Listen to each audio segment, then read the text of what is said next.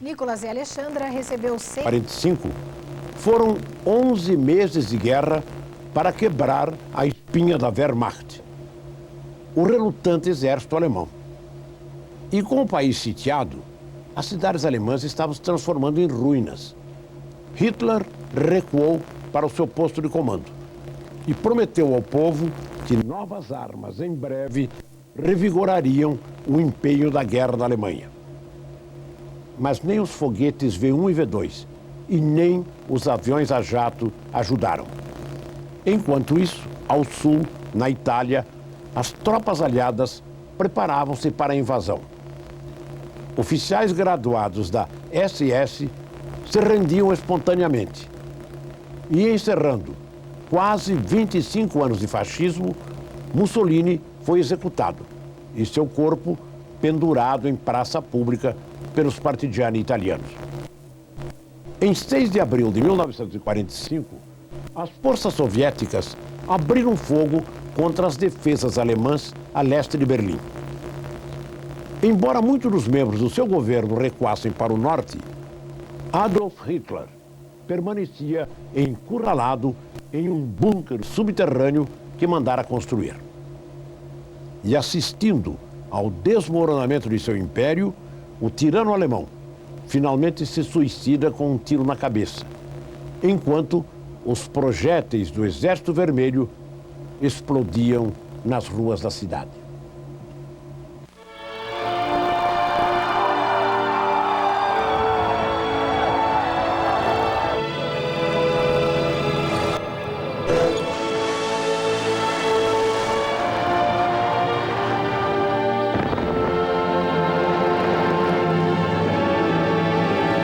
Rede Record apresenta Guerras do Século.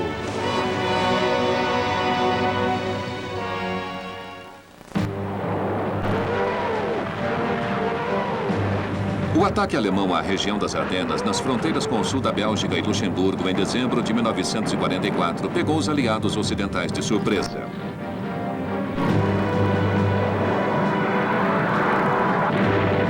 A Batalha de Bulge foi um sério golpe nos americanos que defendiam o setor.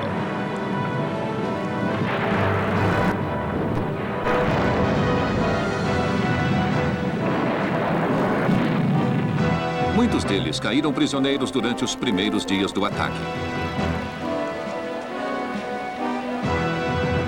Mas as esperanças de Hitler que o ataque dos Panzers repetisse o das Ardenas em maio de 1940, atingindo o objetivo final de Antuérpia, logo desvaneceu. O clima, a escassez de combustível e a força de seus oponentes foram a causa. As ofensivas apenas retardaram em poucas semanas o avanço dos aliados para o Reno e causaram baixas alemãs desnecessárias, tanto em contingente quanto em armas.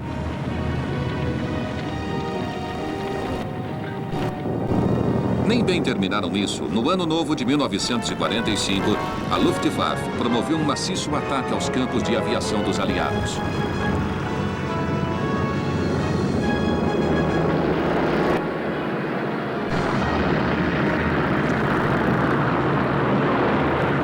Mas perderam 300 aviões, os quais seriam de difícil substituição.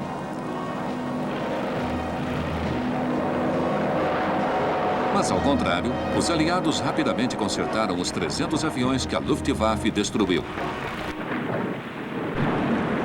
O contra-ataque das Ardenas foi o último esplendor de Hitler no Ocidente, e os aliados podiam, enfim, continuar a marcha para o Reno. Assim, a Alemanha ficava cada vez mais oprimida. Não somente pelos aliados do Ocidente. Os russos atacavam a Alemanha Oriental. E também invadiam a Hungria. No norte da Itália, os aliados preparavam-se para atacar. Os russos também avançavam para o norte da Noruega. A defensiva final do Terceiro Reich havia começado. Os alemães ainda mantinham alguns territórios ocupados, sul e centro da Noruega, Dinamarca, norte da Holanda e as ilhas do Canal da Mancha, além de alguns portos franceses do Atlântico e do Canal. Nos céus, os bombardeiros anglo-americanos reassumiram os implacáveis ataques à Alemanha no outono de 1944, apoiando as forças de invasão até essa época.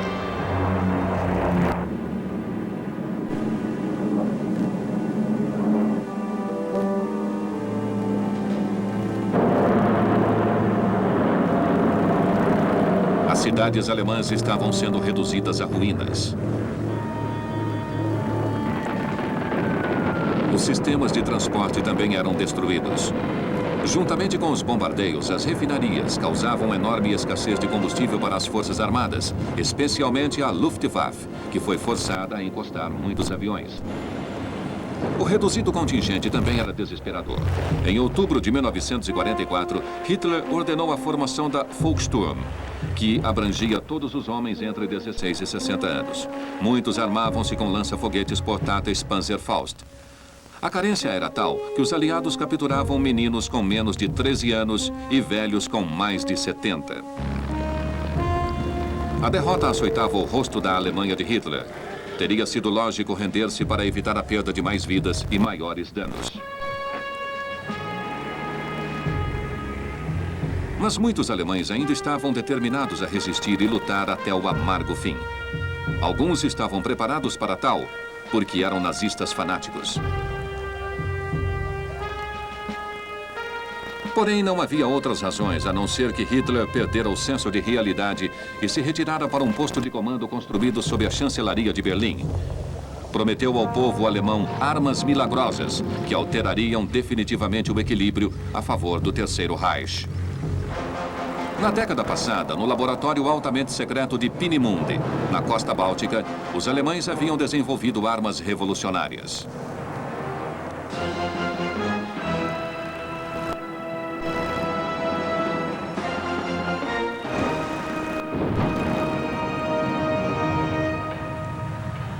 Uma delas era a bomba voadora V1. Carregando quase uma tonelada de explosivos, voava a uma velocidade de 580 km por hora, com poder de alcance de 210 km. No outono de 1943, os alemães começaram a construir plataformas de lançamento no norte da França, todas apontadas para a Inglaterra. As V1 eram autodirecionadas para o alvo, Londres, com o piloto automático e orientação pré-ajustada. Em 13 de junho de 1944, teve início a ofensiva das V1 contra a Inglaterra. Os britânicos rapidamente fizeram formações de armas antiaéreas na costa sul da Inglaterra. Essas formações destruíram muitas V1.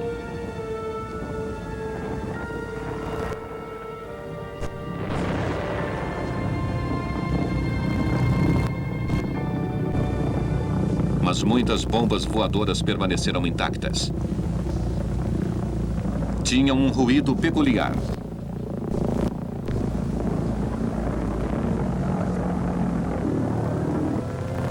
Quando silenciavam, quem estava embaixo começava a se preocupar.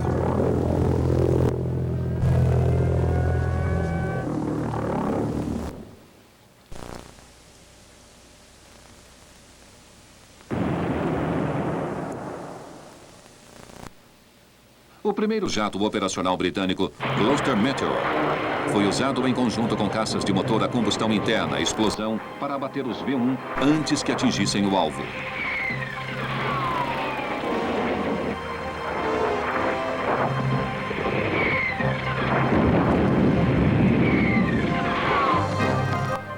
Mas os cientistas em Peenemünde tinham outra arma secreta ainda mais terrível. Sua propulsão era com motor movido por mistura de álcool e oxigênio, que gerava temperaturas altíssimas na combustão.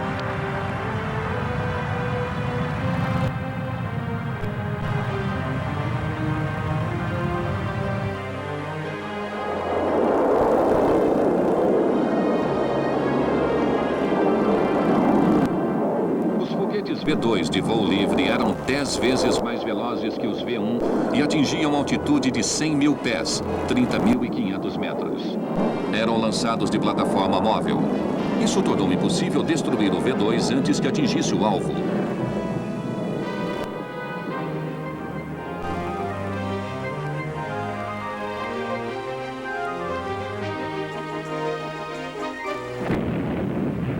única opção era intensificar os ataques sobre o sistema de transporte alemão, estrangulando o suprimento de foguetes e de combustível. Enfim, essa tática foi efetiva. Hitler também denominou os jatos alemães de armas milagrosas. O primeiro a servir em combate foi o Messerschmitt Me-262 em junho de 1944. Havia ainda o caça-bombardeiro Arado 234, ativado durante o contra-ataque alemão nas Ardenas em dezembro de 1944. Finalmente tinham o avião mais veloz da guerra, o Me-163 Comet, que era mais um foguete que um jato. Podia atingir velocidades de quase 965 km por hora. Havia também dois novos tipos de submarinos.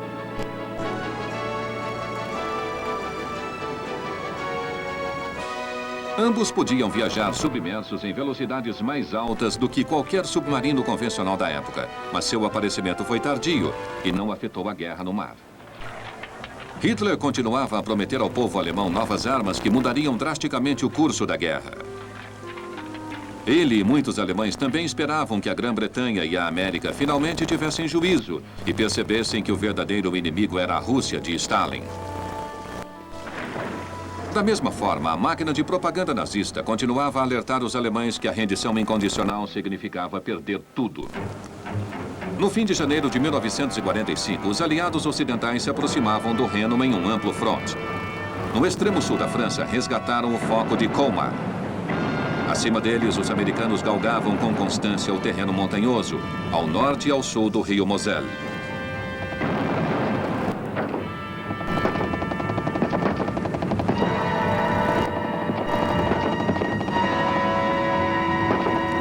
Os alemães, contudo, estavam determinados a manter o máximo possível a margem ocidental do Reno. A batalha mais cruel foi, sem dúvida, no extremo norte, na área limitada pelos rios Maas e Reno. Nesse local, especialmente na floresta Reichswald, as tropas britânicas e canadenses travaram uma batalha passo a passo, onde a lama às vezes assemelhava-se à da Terceira Batalha de Ypres, em Flanders, no verão de 1917.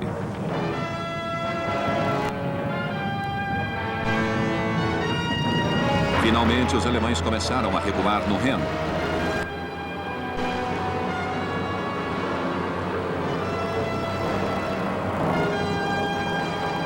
Foram forçados a abandonar equipamentos e algumas tropas nunca chegaram à margem oriental do rio. Começaram a destruir sistematicamente todas as pontes sobre o Reno. Mas em 7 de março de 1945, alguns elementos do primeiro exército americano sitiaram uma ponte em Remagen, sul de Bonn, antes que ela fosse destruída.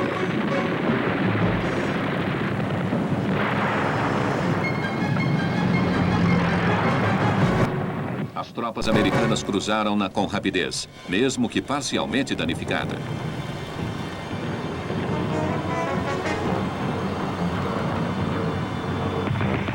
Nos dias que seguiram, os alemães tentaram desesperadamente destruir a ponte, que por fim caiu.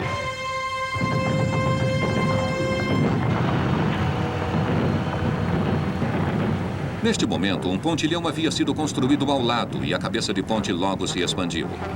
Mas a natureza do terreno impediu que os aliados explorassem imediatamente essa vitória.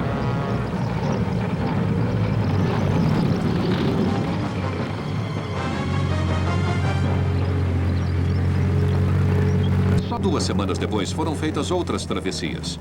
O terceiro exército americano de Patton, ao sul de Remagen, realizou um número surpreendente de travessias.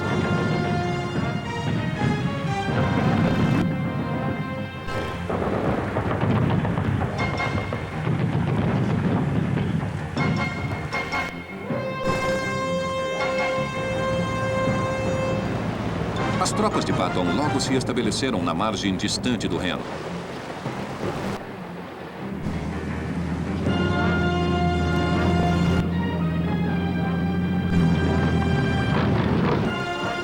Em contrapartida, ao norte, Montgomery preparou-se meticulosamente para a travessia, reunindo grande quantidade de material para pontes.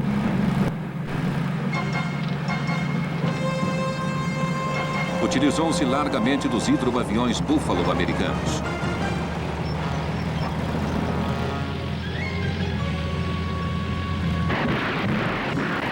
bombardeio cerrado constituiu a abertura do ataque de Montgomery.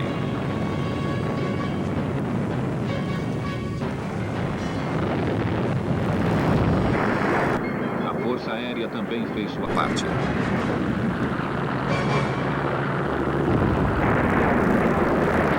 O ataque foi armado em 23 de março.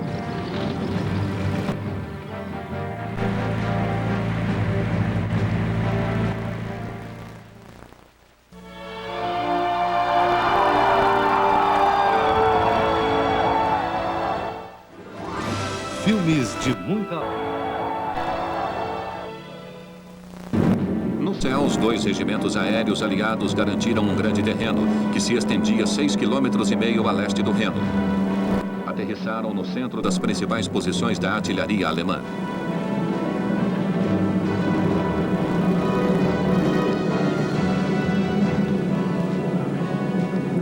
Na Itália, também a Força Aérea preparava o caminho para a ofensiva final, destruindo a capacidade dos alemães de reagrupar suas frentes.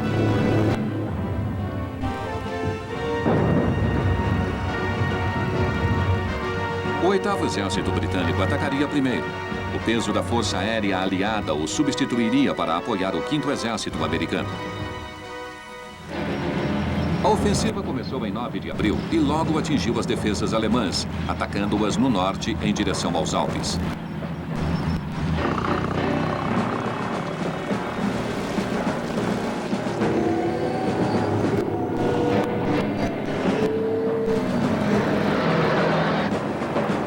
Muitos alemães impossibilitados de fugir foram aprisionados.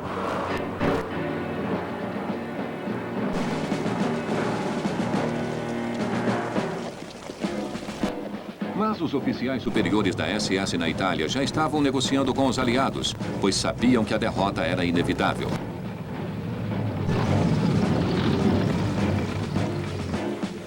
Os oficiais alemães assinaram uma rendição incondicional, sem consultar Berlim, que começou a vigorar em 2 de maio.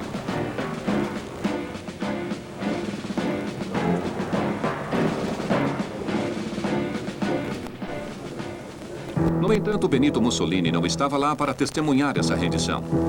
Ele e sua amante haviam sido capturados pela resistência italiana. Em 28 de abril foram mortos e seus corpos pendurados em uma das principais ruas de Milão.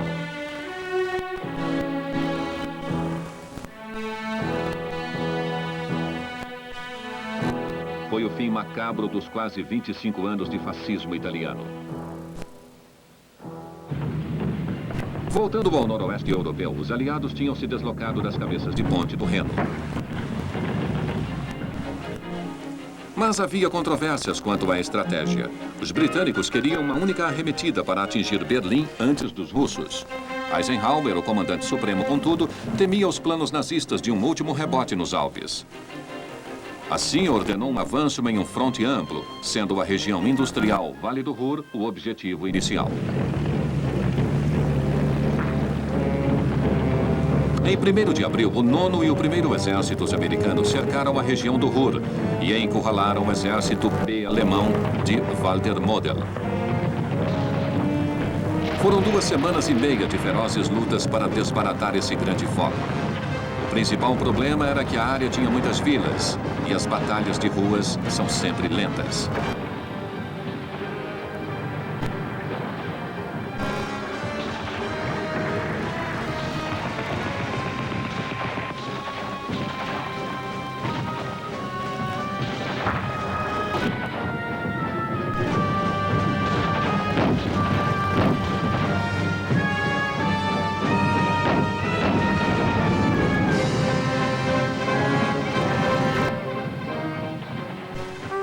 Ao fim, foram capturados mais de 325 mil soldados alemães, enquanto seu comandante se suicidava. Esse enorme fluxo de prisioneiros criou grandes problemas de acomodação e alimentação.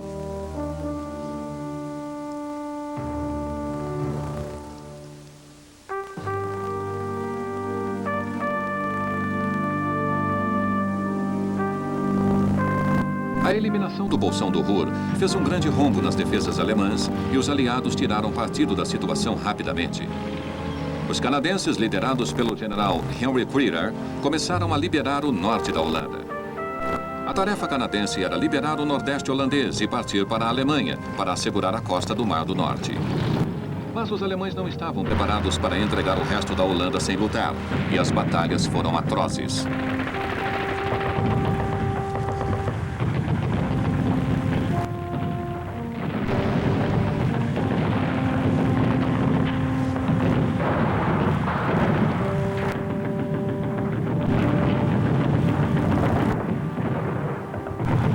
Porém, o avanço canadense se manteve.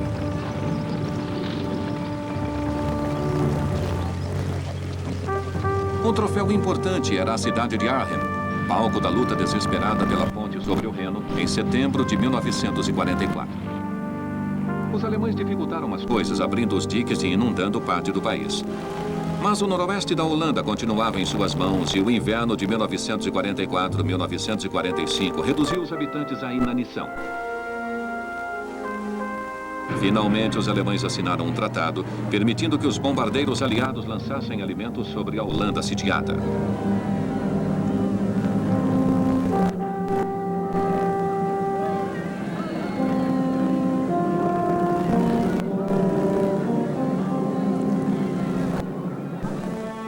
O resto do 21º Batalhão do Exército invadiu as duas principais cidades do norte, Bremen e Hamburgo. Enquanto muitos alemães rapidamente se renderam, outros não o fizeram, agindo de maneira obstinada. A Batalha de Bremen foi especialmente trágica e foram 9 dias de luta para garantir esse porto vital. Hamburgo finalmente caiu em 3 de maio.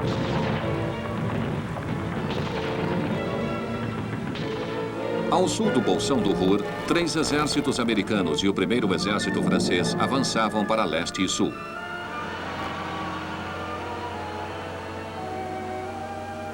Quando adentraram vilas e cidades bombardeadas, os civis embrutecidos olhavam-nos, completamente atônitos com os acontecimentos.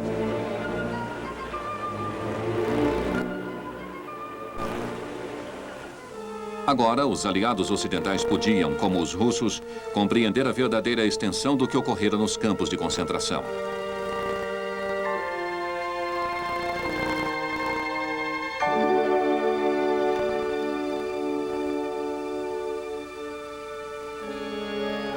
Os britânicos ficaram horrorizados com o que encontraram em Belsen.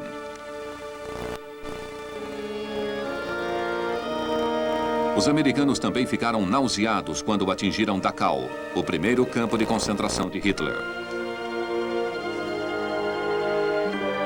Quando esses campos foram libertados, os aliados fizeram com que a população local visse e ajudasse a limpar o que tinha sido feito em seu nome.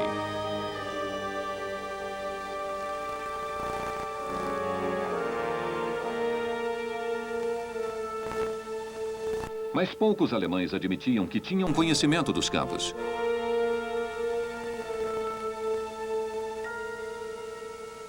Um evento mais feliz foi a libertação de inúmeros aliados prisioneiros de guerra. Alguns passaram 5 anos em cativeiro.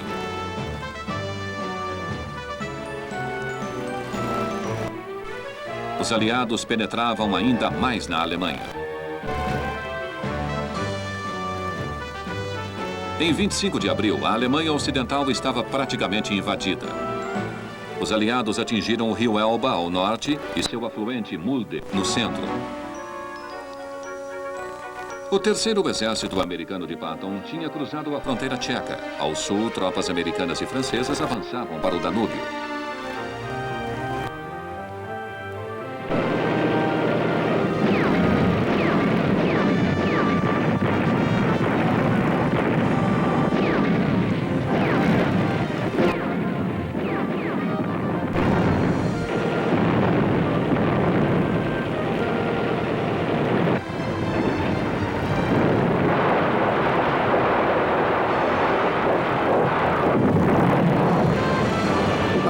Esmagador poder de fogo dos aliados, ainda havia alemães preparados para lutar até a morte e, inevitavelmente, os civis foram atingidos pelo fogo cruzado.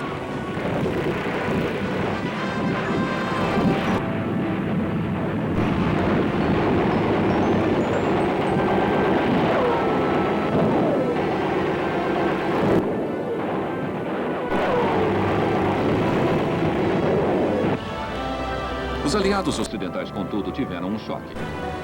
Em 12 de abril, o presidente Franklin D. Roosevelt morreu. Presidente por 12 anos, provou ser um grande líder nos tempos de paz, colocando a América em pé depois da Depressão.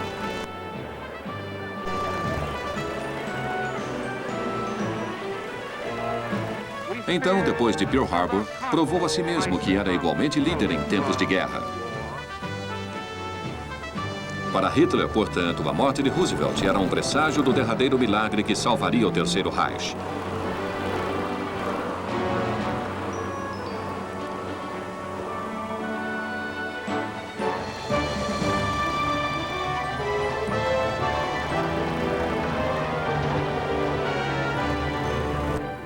O vice-presidente Harry S. Truman substituiu Roosevelt. No fronte oriental, os acontecimentos foram dramáticos.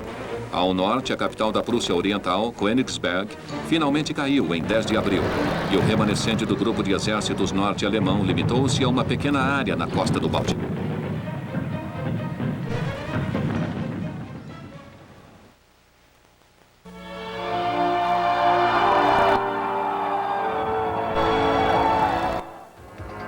Chefe Burke, um homem poderoso.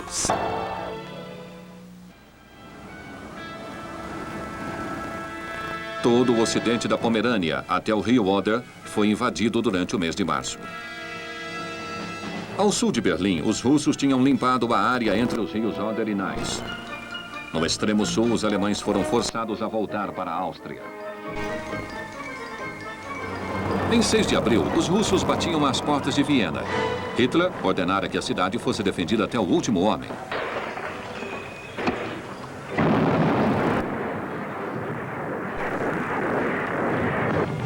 Na ocasião, os russos tomaram a capital da Áustria em apenas uma semana de lutas, sendo o clímax o assalto ao Palácio de Schönbrunn.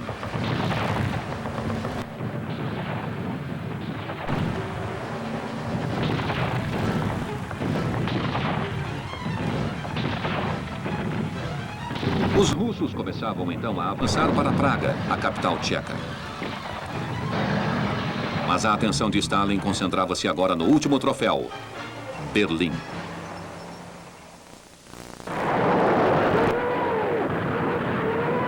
Às 3 horas da manhã de 16 de abril de 1945, 16 mil lança-foguetes russos, canhões e morteiros abriram fogo sobre as defesas alemãs a leste de Berlim.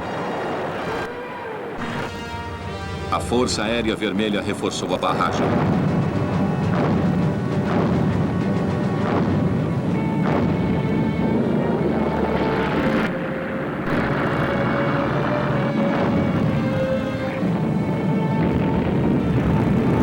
Stalin emitiu diretriz de captura da cidade no final de março. O segundo fronte bielorrusso de Rokossovski atacaria o norte de Berlim e lá deteria as forças alemãs. O primeiro fronte ucraniano de Koniev destruiria as forças alemãs ao sul de Berlim. Seus exércitos também sitiariam Dresden e Leipzig. A tomada de Berlim foi designada ao primeiro fronte bielorrusso de Zhukov, que abriria o ataque. Nos primeiros dias, Zhukov e Rokossovski tiveram dificuldades para quebrar a ainda resoluta defesa alemã. Mas as forças de Koniev atingiram o limite sul de Berlim em 18 de abril e Stalin concordou que ele marchasse para o centro. Zhukov, por sua vez, começava a penetrar na cidade pelo leste.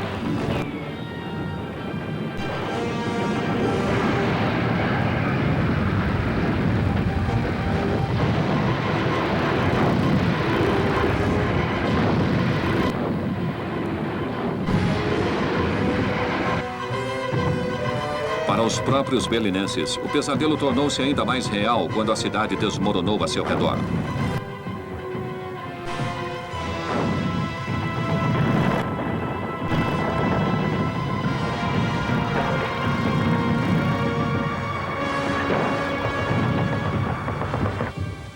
Mas Hitler, em seu aniversário em 20 de abril, condecorando membros da juventude hitlerista, última vez que seria visto em público, jurou permanecer em sua capital.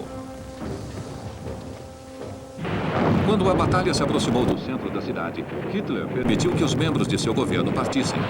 Entre eles estavam Göring, Himmler e o almirante Dönitz, que assentou um quartel-general perto da fronteira com a Dinamarca.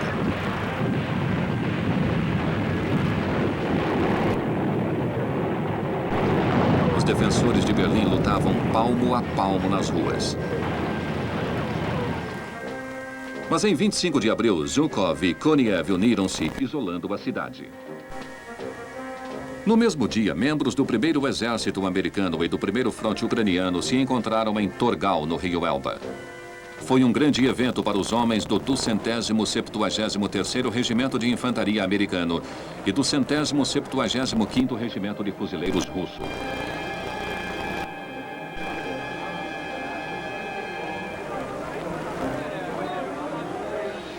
A Alemanha estava dividida em duas. Era quase o fim do caminho de duas ofensivas prolongadas, uma que começara fora de Moscou há 3 anos e meio, e outra que começara no Canal da Mancha, quase 1 ano antes. Começava a batalha final por Berlim, conforme os russos se aproximavam do coração da cidade.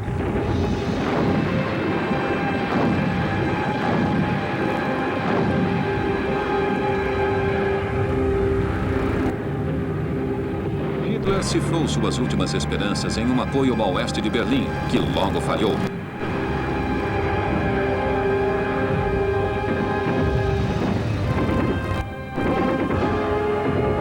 Os defensores da capital continuavam a lutar no meio dos destroços.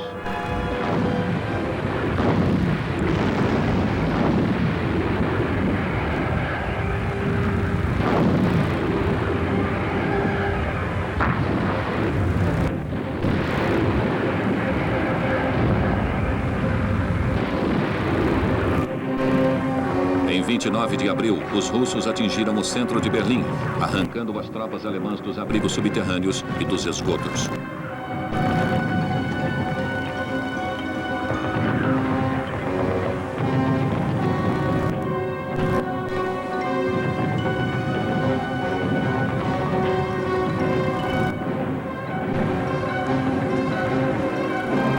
Os civis nas partes devastadas vinham para as ruas, cientes de que tinham novos senhores.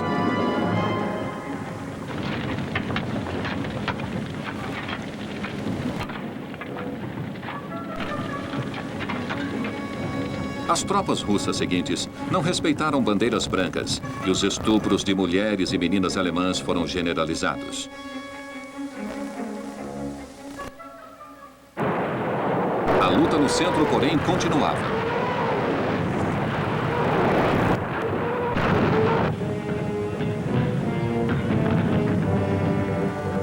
O Reichstag, parlamento alemão e a chancelaria, sob a qual Hitler se escondeu em seu bunker, estavam sob fogo direto dos russos.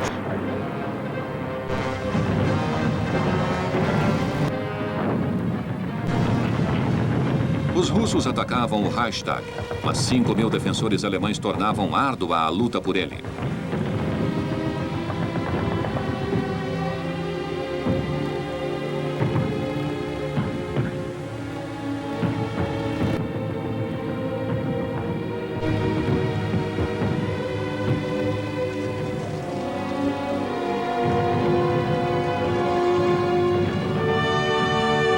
Apenas em 1º de maio, os russos conseguiram hastear a bandeira vermelha no Reichstag. Aconteceu durante a noite e, na manhã seguinte, o gesto foi repetido.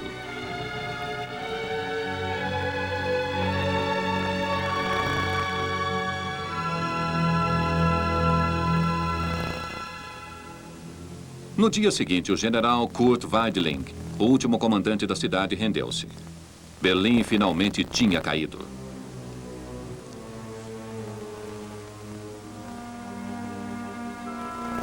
O custo foi enorme para ambos os lados, sendo que os russos sofreram mais de 300.000 baixas.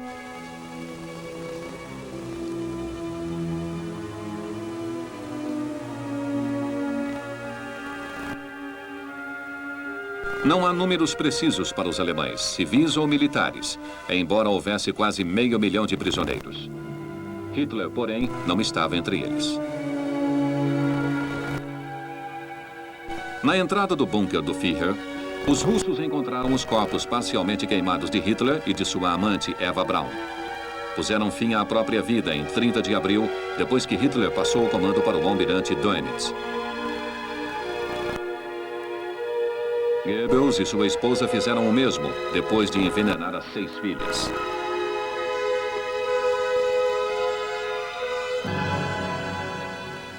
Assim terminou o sonho nazista.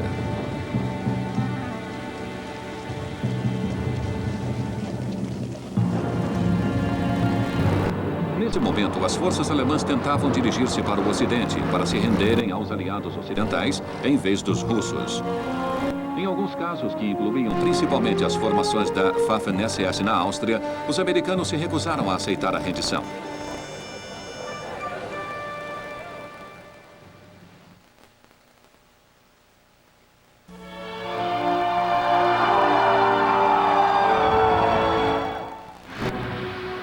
Supertela. Existe um assassino e se não fizermos alguma coisa, ele vai continuar matando. A pessoa em questão é a última pessoa que alguém suspeita. Em 3 de maio, chegou ao quartel-general de Montgomery, agora ao sul de Hamburgo, uma delegação do almirante Dönitz. Oferecia a rendição de todas as forças que se retiravam do fronte russo ao norte de Berlim. Contudo, Montgomery apenas aceitaria a rendição incondicional de todas as forças que enfrentavam seu exército. Isso foi exposto aos alemães.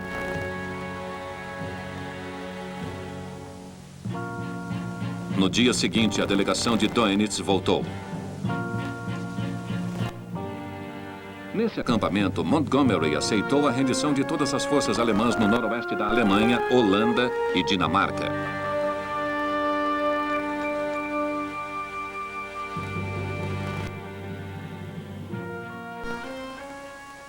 Isso significava que as hostilidades haviam cessado em apenas um fronte. Na Tchecoslováquia, a luta estava particularmente recrudescida, com o levante do povo de Praga contra os ocupantes alemães em 5 de maio.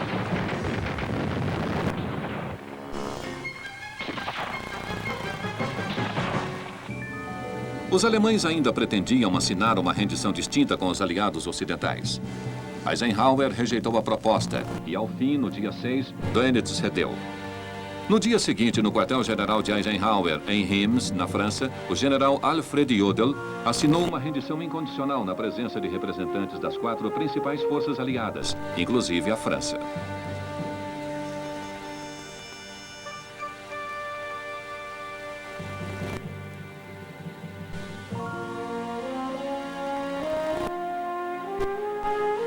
Os aliados ocidentais queriam anunciar ao povo que a guerra na Europa estava no fim. Mas os russos insistiram em outra cerimônia de rendição em Berlim. Ocorreu em 8 de maio, presidida pelo marechal Georg Zhukov.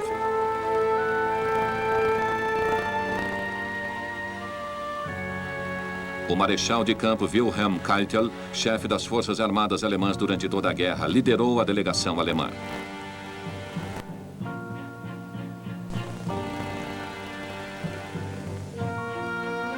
A assinatura dessa rendição foi o sinal de deposição de armas para as forças alemãs que ainda resistiam no leste europeu, mas nem todos acataram imediatamente.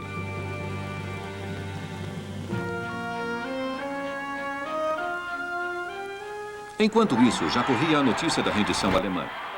E o dia 8 de maio tornou-se o dia da vitória na Europa, ou dia V.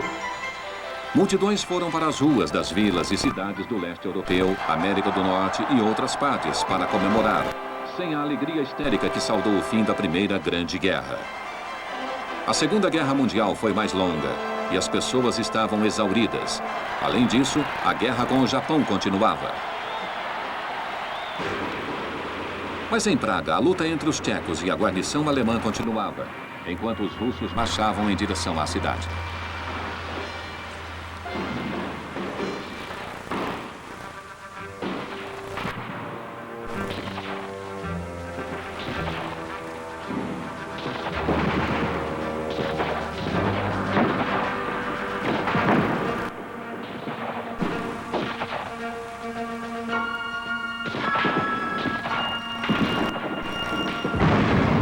Somente em 11 de maio, os alemães de Praga se renderam aos russos que chegavam. Nos Balcãs, só depuseram armas diante dos iugoslavos de Tito, no dia 14.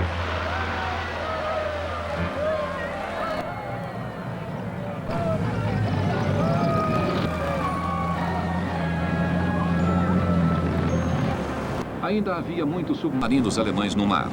Na verdade, comemoravam os 2 últimos êxitos na Batalha do Atlântico em 7 de maio. Os aliados ordenaram que Dönitz instruísse os submarinos a se dirigirem para o porto aliado mais próximo e se render. Por isso, ele e seu governo não foram imediatamente depostos, continuando a funcionar na vila de Schleswig-Holstein, em Flensburg. A maioria dos submarinos acatou as ordens, embora alguns tenham ido para portos neutros para não se submeter à indignidade da rendição.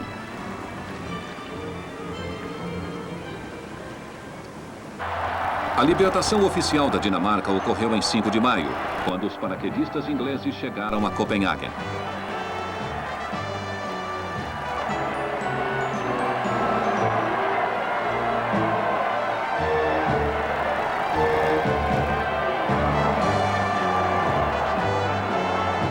Dois dias depois, mais tropas britânicas chegaram à Noruega, onde o comandante alemão tinha hesitado 48 horas antes de se render.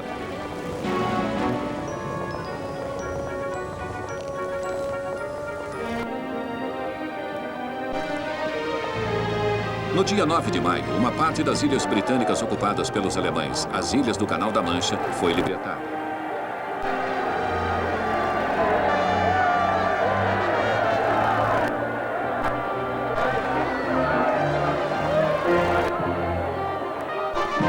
Mas em meio à alegria pela vitória final e pela libertação, os aliados sabiam que enfrentariam problemas monumentais ao contemplar as ruínas em que a Alemanha se transformara. Primeiro, o enorme contingente de tropas alemãs rendidas precisava ser encarcerado em campos de rápida construção. Por sorte, era verão, mas mesmo assim as condições nesses campos eram difíceis e a alimentação era escassa, porque os recursos dos aliados estavam no limite.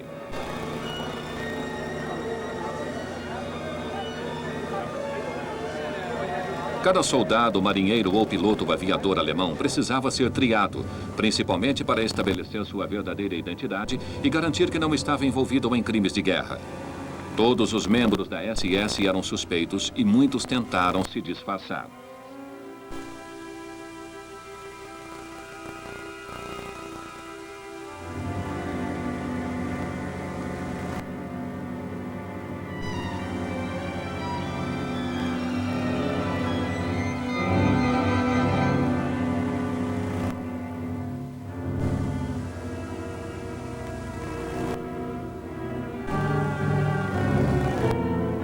Contudo, cada homem da SS tinha um número tatuado no braço. Um dos que tentaram se disfarçar foi Heinrich Himmler, chefe da SS. Porém, foi detido pelas tropas britânicas, suicidando-se ao engolir uma cápsula de veneno que trazia na boca. Sua mulher e sua filha não tinham uma ideia de seu paradeiro até que souberam de sua morte ao serem localizados no norte da Itália.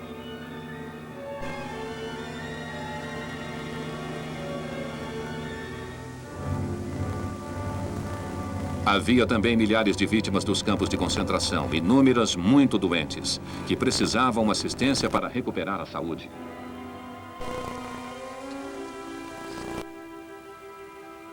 As cicatrizes não estavam somente no corpo, mas também na alma.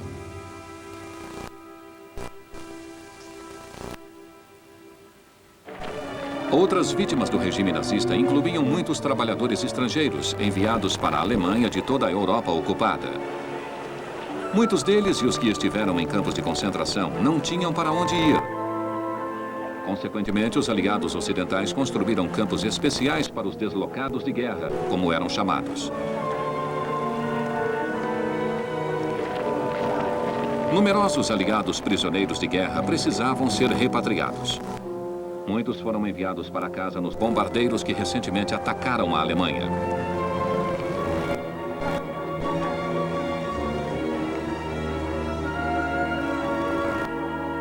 Ainda havia o problema do que fazer com os aliados capturados que haviam lutado ao lado dos alemães. Os aliados concordaram em enviá-los a seus países de origem para serem julgados. Muitos eram russos que acreditaram que Hitler livraria a Rússia do comunismo. Sabiam que seu destino seria sinistro ao retornar para casa. Para o povo alemão não restava nenhuma infraestrutura e parecia que eles não tinham futuro. Os alimentos eram terrivelmente escassos.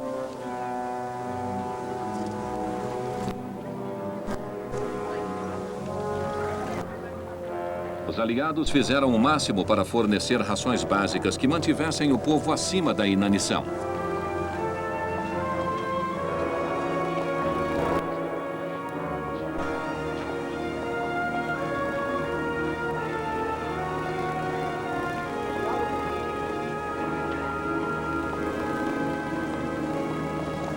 Mesmo assim, ocorreram saques e a tradicional autodisciplina alemã foi por terra.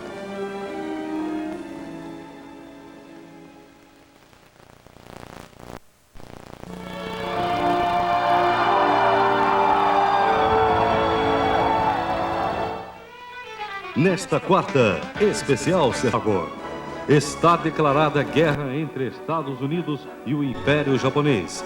As potências ocidentais não acreditavam no poder devastador do Oriente.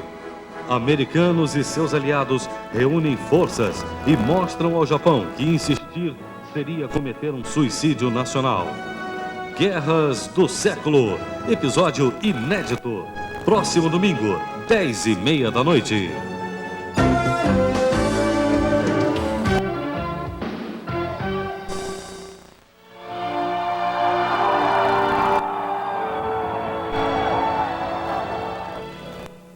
Também era urgente a necessidade de reeducar o povo alemão e de erradicar o cancro do nacional-socialismo. Precisavam reaprender os valores da democracia.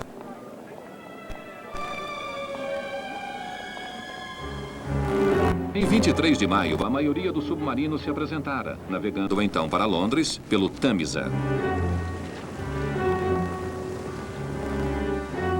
Assim, o almirante Karl Dönitz, o último Führer e seu governo podiam ser detidos.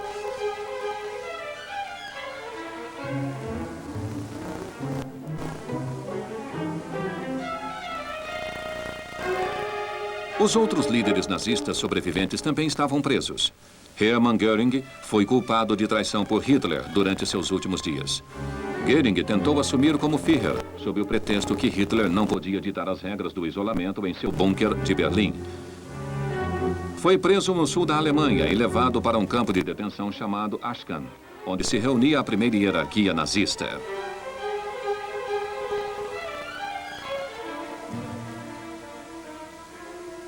Em 4 de junho, os comandantes militares russos, americanos, franceses e britânicos na Alemanha se encontraram em Berlim. Aí assinaram uma declaração sobre a derrota da Alemanha pelos aliados, que determinava que, doravante, o país seria submetido a um governo militar aliado.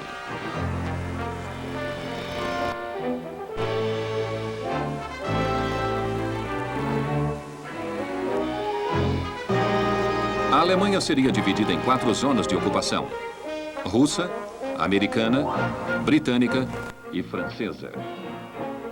Berlim, embora na zona russa, também foi dividida em 4 zonas.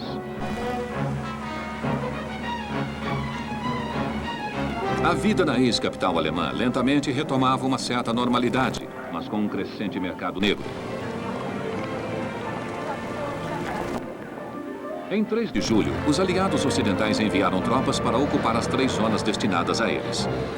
Os britânicos marcaram o dia com uma parada do 7º Regimento Blindado, os Ratos do Deserto, que lutou no deserto egípcio, na Líbia, Tunísia, Itália, França e, finalmente, na Alemanha. Mas nos países do leste europeu, como a Tchecoslováquia, os aliados ocidentais começavam a se preocupar com os esforços russos para promover os partidos comunistas minoritários. Apesar disso, permitiram que os líderes de antes da guerra, como Eduard Benes, retornassem.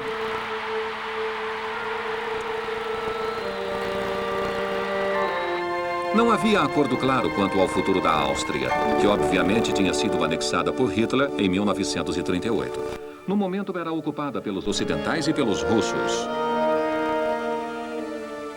Os aliados ocidentais viram-se às voltas com o Tratado de Versailles de 1919. O porto de Trieste, na cabeceira do Adriático, fora dado à Itália como parte do espólio da Primeira Grande Guerra. Mas agora a Iugoslávia o reclamava, fundamentada em que antes fazia parte da província austríaca da Eslovênia, que pertencia à Iugoslávia desde 1919. A tensão e a ansiedade cresceram quando os italianos contestaram, originando o medo de que se gerasse um conflito entre os aliados ocidentais e as forças de Tito.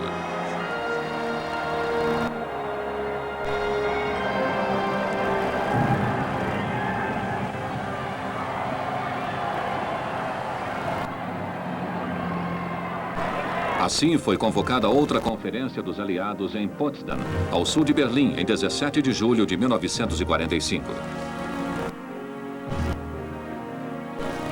A conferência teve um bom início, com o acordo de que as maiores potências, inclusive a China, deveriam formar um comitê para elaborar tratados de paz com os outros países que lutaram do lado alemão: Itália, Finlândia, Bulgária, Romênia e Hungria.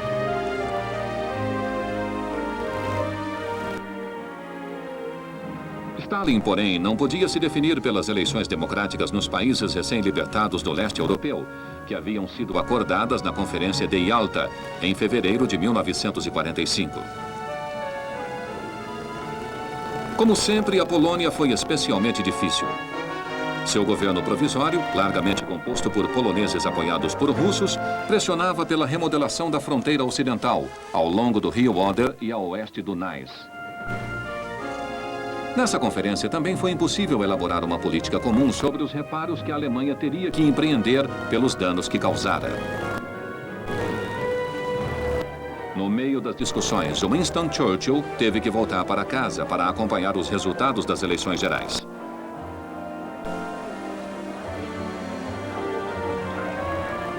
A votação terminara um mês antes e a demora na apuração deu tempo para que se incluíssem os votos dos que serviam fora do país. Poucos ingleses não reconheciam a enorme contribuição de Churchill para vencer a guerra, mas pressentia-se que era necessário um novo governo para obter a paz. Assim, ele voltava ao país para ouvir que o Partido Conservador tinha sofrido uma derrota pelas mãos dos socialistas.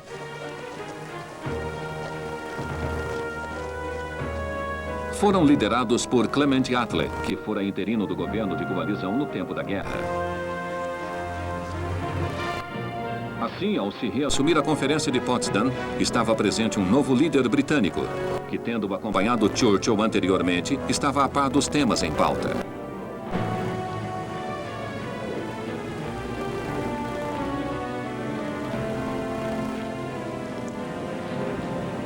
Até onde dizia respeito à Europa, ficava claro que a cooperação entre Stalin e os aliados ocidentais durante a guerra estava praticamente no fim e que a Europa viveria um período marcado por um novo tipo de conflito: a Guerra Fria.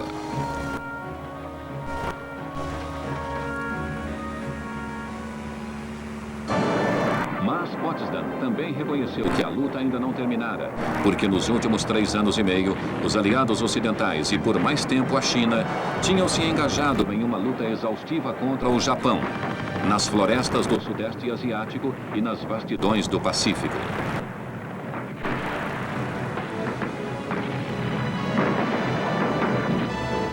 Essa guerra estava chegando ao clímax.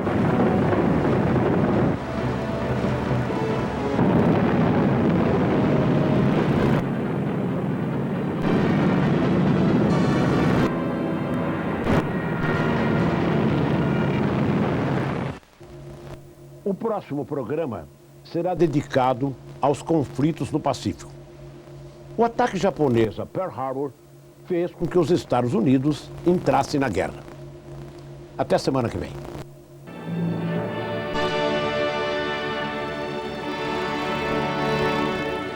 Enfrentar o crime organizado não é trabalho para principiantes. Maré Alta, amanhã, 9h30 da noite.